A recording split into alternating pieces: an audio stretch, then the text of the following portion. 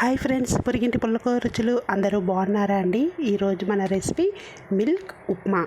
ముందుగా ఒక కప్పు గోధుమ రవ్వను ఈ విధంగా తీసి కొలిసి పక్కన పెట్టేసుకోవాలి. మనం ఎంత క్వాంటిటీ చేయాలనుకుంటున్నామో అంత గోధుమ రవ్వను తీసి నేను ఈ ఒక కప్పు చేస్తున్నాను. ఆ ప్లేట్లో వేసేసి పక్కన పెట్టేసుకోవాలి గోధుమ రవ్వని. ఇప్పుడు ఈ 2 కప్పుల్లో ఒక కప్పు గోధుమ రవ్వకి 2 లేదంటే ఇంకా మీకు పల్చగా ఉప్మా కావాలంటే 3 కప్పులు పాలును తీసి కొలిసి పక్కన పెట్టుకోవాలి. ఒక కప్పు గోధుమ రవ్వకి 2 కప్పుల పాలు ఈ విధంగా కొలిచి పక్కన పెట్టేసుకొని ఇప్పుడు మనం స్టవ్ వెలిగించుకొని కళాయి పెట్టుకోవాలి. కళాయి పెట్టుకొని అందులో ఉప్మాకి కొద్దిగా ఆయిల్ ఎక్కువ వేస్తేనే టేస్ట్ చాలా బాగుంటుంది కాబట్టి ఒక 3 గరిటెల వరకు ఆయిల్ని యాడ్ చేయండి. ఆయిల్ వేసిన తర్వాత ఇప్పుడు మనం ఇందులో ముందుగా ఆవాలు, జీలకర్ర, అలాగే ఉప్మా చేసేటప్పుడు ఇందులో మనం ముందుగా మినప్పప్పు, పెసరపప్పు, శనగపప్పు, అలాగే పల్లీలు వేసి ఈ పప్పులన్నింటినీ కూడా దోరగా ఫ్రై చేసుకోవాలి. స్పెషల్గా మనం పెసరపప్పు వేసామంటే ఉప్మా చాలా టేస్టీగా ఉంటుంది, కరకరలాడుతూ కూడా ఉంటుంది. తినేటప్పుడు మంచి టేస్ట్ వస్తుంది పెసరపప్పు.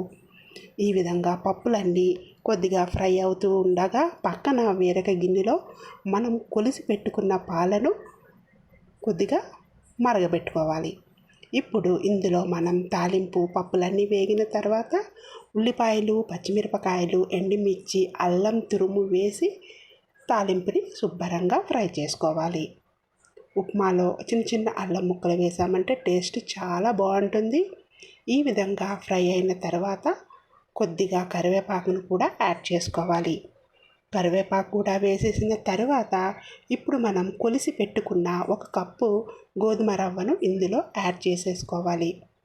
ఈ విధంగా నూకంతటిని కూడా తాలింపులో బాగా ఫ్రై చేసుకోవాలి.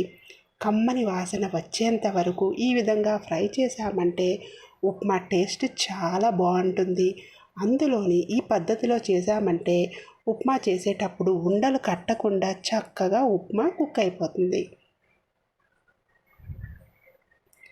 ఈ విధంగా కొద్దిగా ఫ్రై అయిన తర్వాత మంచి కలర్ వచ్చిన తర్వాత కొద్దిగా కొత్తిమీరని యాడ్ చేసి పక్కన స్టవ్ మీద మనం మరగబెట్టిన పాలను ఈ ఉప్మా రవ్వలో యాడ్ చేసేసుకోవాలి. అంతేనండి, చాలా సింపుల్గా టేస్టీగా మార్నింగ్ మిల్క్ ఉప్మా బ్రేక్ఫాస్ట్ చాలా బాగుంటుంది. టేస్ట్ మాత్రం సూపర్గా ఉంటుంది. ఇప్పుడు ఒక్క నిమిషం మూత పెట్టి ఆ తర్వాత మూత తీసి ఇప్పుడు ఇందులో మనం సాల్ట్ని యాడ్ చేసుకోవాలి. ఈ విధంగా సాల్ట్ వేసి బాగా కలిపేసి మూత పెట్టి ఒక 2 నిమిషాల పాటు మగ్గనిచ్చామంటే ఎంతో టేస్టీగా ఉండే మిల్క్ ఉప్మా రెడీ అయిపోతుంది. చూసారు కదా, చాలా సింపుల్ అండి. ఈ విధంగా మనం తాలింపులో రవ్వ వేసి వేపి పక్కన పాలు కానీ లేదంటే మనం మామూలుగా వాటర్తో చేసిన వాటర్ అయినా సరే మరగపెట్టి ఈ తాలింపు రవ్వలో వేసేసామంటే అస్సలు ఉండకట్టదు. ఈ విధంగా ట్రై చేయండి, ఉప్మా చాలా పర్ఫెక్ట్గా వచ్చేస్తుంది. అంతేనండి, మీకు నచ్చిన చట్నీతోనే సర్వ్ చేయండి. చూసారు కదా, please like, share, subscribe my channel. Thank you.